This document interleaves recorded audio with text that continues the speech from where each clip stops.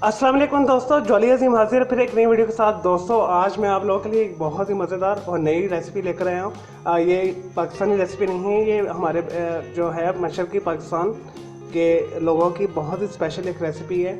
तो वहाँ पे इसे मूंग दाल के साथ बनाया जाता है, लेकिन मैं उसका अल्टरनेट पाकिस्तानी वर्जन बना रहा हूँ आज। बांग्लादेशी हमारी एक बंगाली दाल की एक रेसिपी है, तो उसके अंदर वो मूंग दाल इस्तेमाल करते हैं, लेकिन मैं माश की दाल और चना दाल मिक्स इस्तेमाल करूँगा।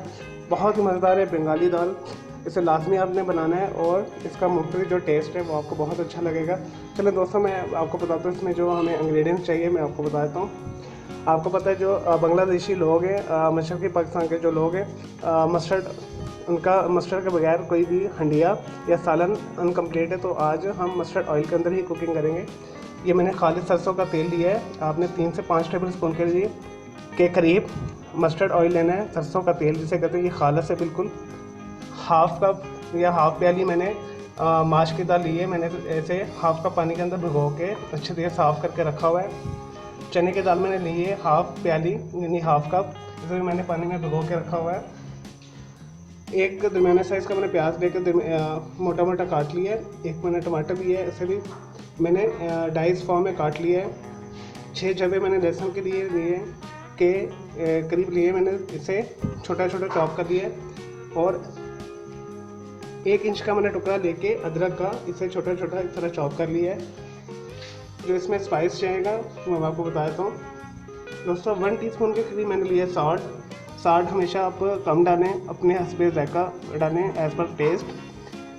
कुटी हुई लाल मिर्च मैंने ली है क्रश्ड 1 टीस्पून, और 3 से 4 मैंने लिए ये गोल लाल मिर्च।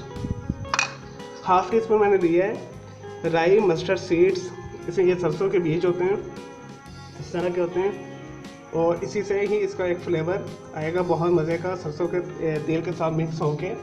तो 1 टीस्पून के लिए मैंने लिया ज़ीरा, और आखिर में गार्निश के लिए ये मैंने देसी पुदीना लिया है। अगर आपके पास देसी पुदीना आपको नहीं मिलता मार्केट में तो ये सभी पुदीना इस्तेमाल कर सकते हैं, लेकिन आप देसी पुदीना इस्तेमाल कीजिएगा, इसका फ्लेवर और खुशबू बहुत अच्छी होती है। तो ये मैंने घर में उगाया हुआ है, तो मैंने घर के ही ले लिए। 1 टेबल स्पून के करीब हम इसे इस्तेमाल करेंगे लास्ट में गार्निश के लिए। चलिए दोस्तों, इसे बनाना शुरू करते हैं। ये चंद एक इंग्रेडिएंट्स हैं, इसे ज़रूर बनाइएगा। अपने जो बांग्लादेशी भाइयों की रेसिपी ट्राई भी किया करें, वो भी अच्छी कुकिंग करते हैं, उनके खाने भी बहुत अच्छे हैं। और स्पेशली मस्टर्ड ऑयल में पका हुआ खाना तो वैसे भी लाजवाब होता है। चलिए इसे दोस्तों बनाना शुरू करते हैं। दोस्तों मैंने एक देगची रख ली है मीडियम हीट के ऊपर। सबसे पहले हम इसके अंदर सरसों का तेल डालेंगे।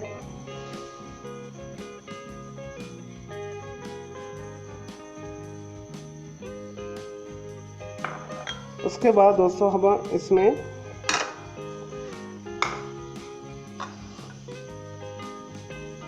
अदरक लहसुन डालेंगे। दोस्तों जो स्टेप्स मैं आपको बता रहा हूँ आपने उसी तरह करना है।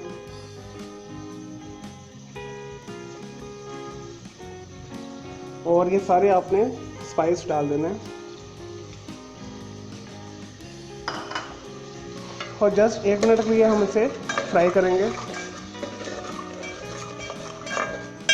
और ख़्याल आपने ये रखना है कि आपने जो ड्राई स्पाइस डाले तो बर्न ना हो, क्योंकि ये अदरक लहसुन के अंदर भी थोड़ा वाटर कंटेंट है, इसके वजह से ये बर्न नहीं होंगे।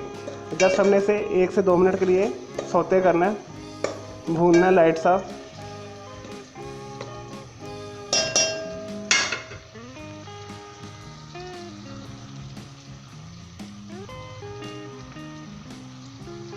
लेकिन जी दोस्तों 1 से 2 मिनट हो गए, हमने अच्छे तरीके से स्पाइस और अदरक लहसुन को फ्राई कर लिया है। उसके बाद हमने प्याज और टमाटर डाल देने हैं।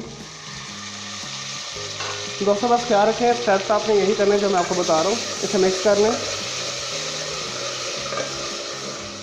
जस्ट हमने इसे भूनना नहीं है। अब ये हो गया, ये पानी जब हम डालेंगे तो ये खुद ही घुल मिक्स जाएंगे। चलिए दोस्तों, अब इसके अंदर ये जो मैंने चने की दाल भिगो के रखी है हाफ प्याली ये डाल दें, माश की दाल डाल दें,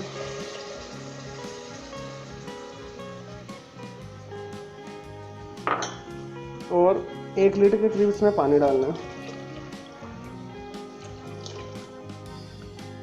और इसे मीडियम हीट के ऊपर ढककर 1 घंटे के लिए पकने दें। जैसे ही दालें हमारी दोनों गल जाती हैं, चने की हुमाच की दाल है, तो उसके बाद जैसे करती है मैं इसे डिश आउट करूँगा। उसके बाद मैं इसके ऊपर देसी पुदीना स्प्रिंकल करूँगा, तो हमारी ये दाल तैयार है। मज़ीद इसे कोई तड़का लगाने की ज़रूरत नहीं है। चलो दोस्तों, जैसे ये होता है तो मैं आपको बताता हूँ। इसे ढक कर रख देते हैं, थोड़ा सा इसे ढक के पकने दें 1 घंटे के लिए। बीच में आप हिलाते रहें ताकि दाल नीचे ना लगे या उबले ना। थोड़ा सा ढक्कन साइड पे करना है तो ज़्यादा बेटर है। चलिए, ये हो गया। चलिए दोस्तों, जैसे होता है मैं आपको नेक्स्ट स्टेप बताता हूँ। लेकिन जी दोस्तों, दाल को पकते हुए, बंगाली दाल जो हम बना रहे हैं, पकते हुए तकरीबन 1 घंटा हो चुका है। और देखिए तैयार है, दाल बिल्कुल गल चुकी है। मैं आपको दिखाता हूँ, देखिए। और बंगाली जो पीपल लोग हैं दाल को पतला ही रखते हैं, हमने इतना ही पतला रखना है। अगर आपको थोड़ी गाढ़ी पसंद है तो आप थोड़ी सी और गाढ़ी करना है, 15 मिनट और देते हैं। चलो दोस्तों, मैं इसे डिश आउट करता हूँ, फिर मैं आपको दिखाता हूँ। और इस तरह आपने थोड़ा से मैश कर देना है, ये देखिए इस तरह।